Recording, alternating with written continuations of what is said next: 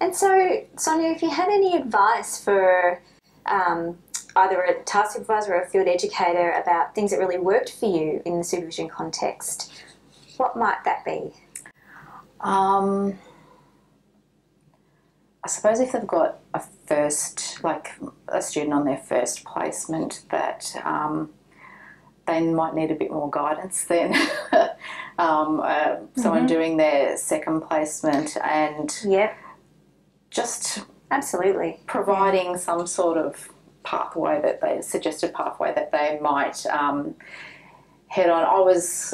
I like to put agenda items out there and things that we could discuss. I was proactive in that regard. But so do you mean they would need more guidance in developing the supervisory relationship and what you do in supervision, or more generally around tasks on placement, or both? I'd say both. Yeah. How to really utilise that time. Because often you can get bogged down in sometimes trivial things when there's other bigger things you want to discuss. So you have to be quite,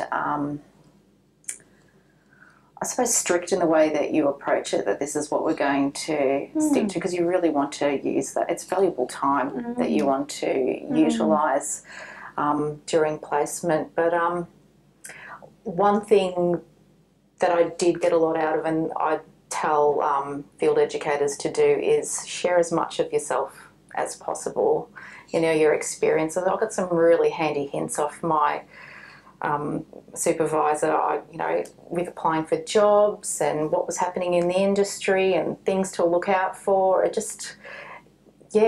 really gave you some insight into what was happening and a window into that world. So as much as I say the supervision was about me, it was nice to share that and for them to give a little bit of themselves in that, which was really good. So are you suggesting that the relationship building between supervisor and student is critical to all the rest of the stuff that happens afterwards? Most definitely. It's just like a client-worker relationship, that as you build that trust, you reveal more, and it gives you more areas to explore and critically reflect on. So, and if you are experiencing any issues, that you feel that you're in a space where you can discuss those things, that you've got someone going to bat for you. So I think that's really important, that you feel that they're on your side, that as well. So, I agree. So having a safe space to do the hard work around critical reflection, most definitely, challenging values, assumptions, all that stuff that we ask students to do.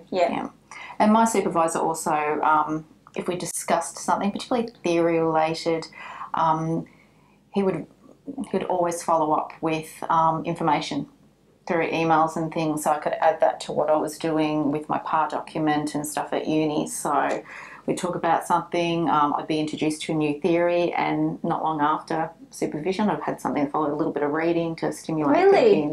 That's generous, and I know how busy your field educator is too. And I think they seem to really get a kick out of us students being so into it and passionate about social work just like they were. So really. So you think they get something out of it too? Yeah, I do. Yeah. That's why I'd like to be a field educator and do that in the future, because not long and you can be. I know. So I just think it's I think that role that you're in as a field educator, it's really make or break for a student, that if you get that relationship right, it can really propel you forward into your career, and you feel like you're on your own to an extent in this new organisation. You've just left your whole cohort of mates and students here at uni where you've shared those experiences. And to have someone kind of to replicate that and to tease out those ideas and things, I think that's really good, and I think that it would be a privilege to be in that position and share that journey with someone. So and I think I don't know how the supervisors feel about it, but I think it's something that they could grow from as well. And I was always encouraged to share my ideas and different ways of doing things. I was told that from the start, and it did happen, and they said, put it out there, we'll look into it, we want to know what you're thinking, what's happening in social work from, you know, the latest and greatest, so we can explore it in our organisation. So, yeah.